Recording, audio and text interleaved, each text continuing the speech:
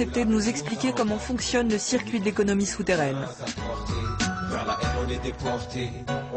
Un circuit hiérarchisé. En bas de la chaîne, des tout jeunes en phase d'apprentissage. Ils les appellent les premières lignes. Les premières lignes, c'est tout ce qui est apparent, c'est tout ce qu'on voit, c'est les petits. Ils sont nos yeux, nos oreilles, sans le savoir.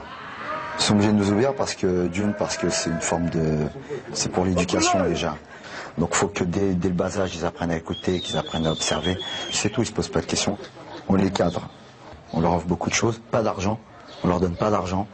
Il faut qu'ils sortent, il faut qu'ils fassent des pique-niques, il faut qu'ils bougent, il faut qu'ils aient des loisirs, qu'ils soient occupés. Ils ont quel âge les petits? Ça va de leur naissance jusqu'à, je sais pas moi, 12-13 ans. Les deuxièmes lignes, ils sont jusqu'à 16 ans, 16-17 ans même, les deuxièmes lignes. Première, deuxième ligne, ils apprennent le terrain. Troisième ligne, ils sont sur le terrain. Ils commencent à montrer leur propre business. Mais ils ne sont pas parrainés par les quatrièmes lignes. C'est-à-dire que tous les business qu'ils vont faire vont être donnés par les quatrièmes lignes ou vont être repris par les quatrièmes lignes. Quatrième, cinquième, on cherche du lourd. On veut que du lourd. Que ce qui rapporte un minimum de 60 000 euros, 80 000 euros, 100 000 euros. On veut que des gros coups. Fourgon blindé, braquage, enlèvement, kidnapping, etc. Ici, on n'a pas le temps de voir comment évoluent les petits. Cinquième ligne, ils sont à part parce que c'est les intouchables. Eux ont déjà toute la logistique. Mais ces personnes ne pourront pas se faire voir sur le terrain. D'une parce qu'ils se sont trop fait voir par le passé sur le terrain et et ces personnes doivent rester dehors parce que ces personnes-là couvrent un gros réseau. Pour les réseaux, la drogue est le trafic le plus rentable. Officiellement, tous les mois, 25 tonnes de cannabis arrivent dans les cités de la petite couronne parisienne. Ce que vous allez voir sur ces images est rare, il s'agit d'une transaction pour une livraison de hashish.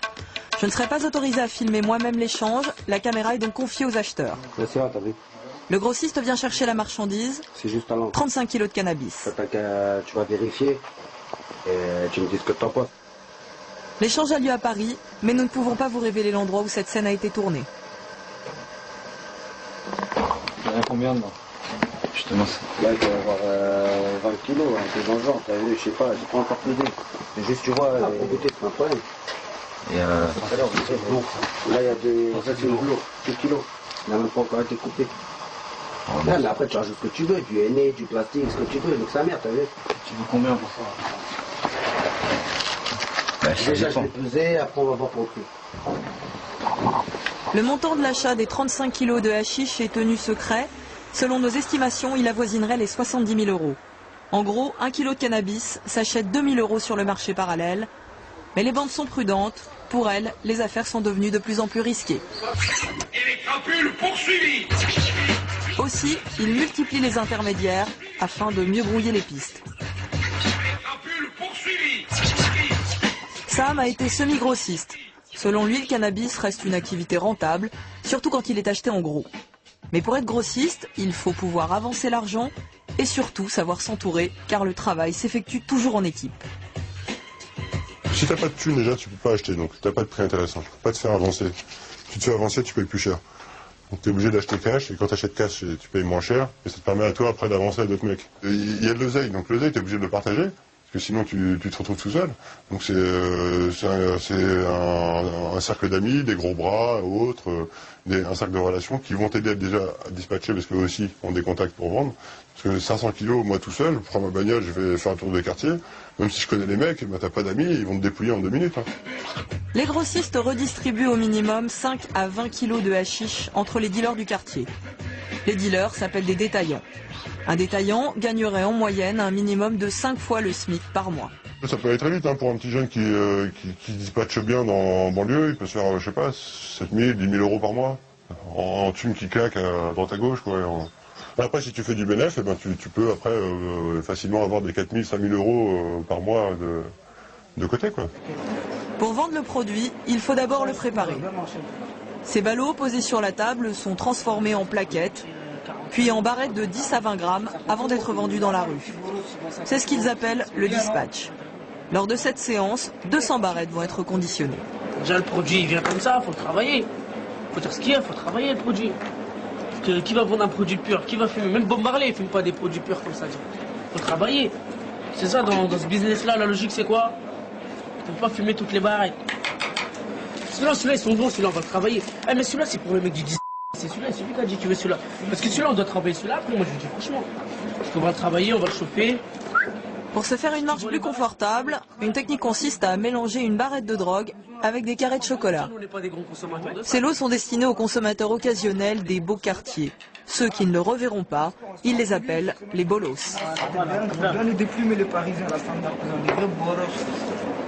Non, C'est un mec du 16e en plus. C'est ça qui de... ah, ça bouffon, les Dans la rue, la marchandise est écoulée par petites quantités. Les détaillants n'ont jamais plus de 20 grammes sur eux. Ils appellent cela faire une passe. Vas-y, à la prochaine. Voilà, c'est un petit billet, voilà. Être détaillant est un travail de fourmi avec des horaires précis et des zones de livraison déterminées. Comme la vente rapporte, les candidats sont nombreux. Généralement, quand on fait ce mode de détail-là, je parle pour les vrais détailleurs qui dépendent de cela, ben généralement ils n'ont pas le temps, ils n'ont pas de quoi déjà investir à côté. C'est-à-dire qu'ils dépendent toujours de leurs grossistes. Ça prend du temps, ça prend beaucoup de soucis, des mauvaises nuits. Mais ça rapporte. Ça rapporte X. Je répondrai pas à cette question tant que je serai pas en présence de mon avocat. Non, bref, ça c'est une question, bref. Non, mais grosso modo. Ça peut lui rapporter jusqu'à 10 000 euros par mois, mais ça peut lui rapporter aussi vite fait en un mois, il peut se faire sauter. Se faire sauter signifie être interpellé par la police. Mais aujourd'hui, les jeunes sont plus discrets. Ils font tout pour ne pas être repérés. Fini les signes extérieurs de richesse, il faut préserver les affaires.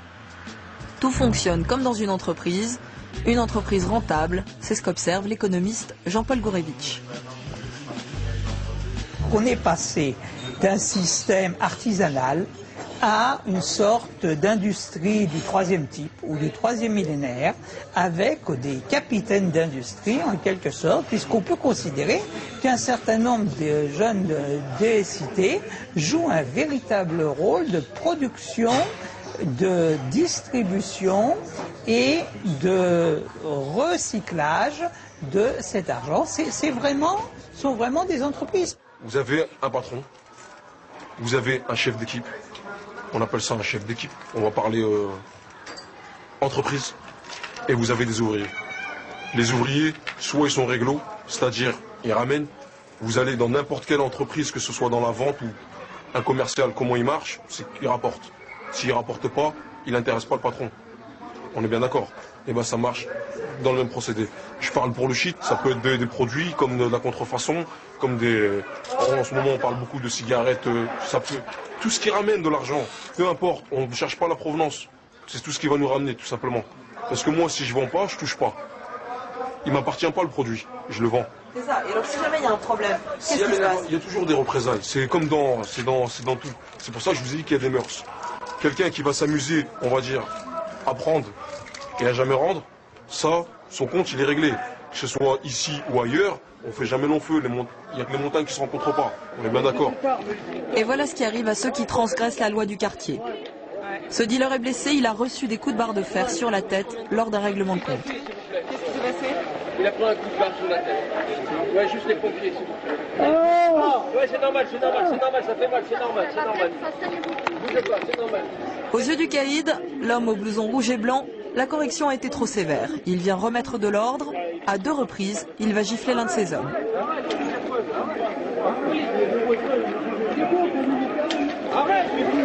Personne n'intervient, même pas les pompiers, qui mettent à l'abri le blessé évanoui. Le plus surprenant, c'est qu'aucune plainte ne sera déposée.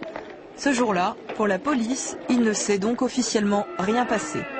C'est dommage que la télé n'a pas été là, c'est même pas la police. On est des marionnettes et c'est la rue qui tire les ficelles.